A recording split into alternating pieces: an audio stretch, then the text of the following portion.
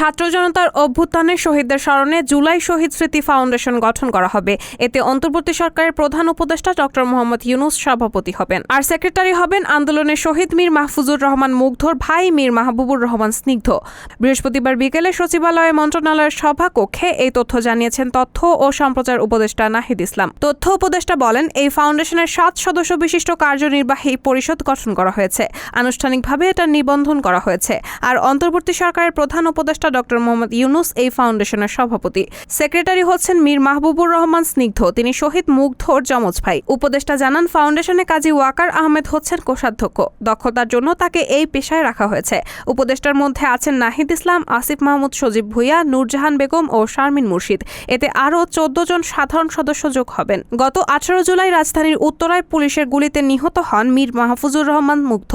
খুলনা বিশ্ববিদ্যালয়ের 19 ব্যাচের শিক্ষার্থী ছিলেন তিনি। ছড়িয়ে পড়া এক ভিডিওতে দেখা যায় সেদিন অকুতভয় মুগ্ধ সেবা দিয়ে চলেছেন অন্য শিক্ষার্থীদের। পানি লাগবে কারো, পানি বলে ক্লান্ত শিক্ষার্থীদের মাঝে পানির বোতল বিতরণ করছিলেন তিনি। আজমপুর এলাকায় মুগ্ধ যখন পানির কেস হাতে নিয়ে ঘুরছিলেন তখন তিনি ঠিকমতো তাকাতেও পারছিলেন না। কোটা সংস্কারের দাবিতে আন্দোলনরত শিক্ষার্থীদের ছত্রভঙ্গ করতে পুলিশের ছোড়া টিয়ার শেলের গ্যাসে তার চোখ জ্বালা করছিল।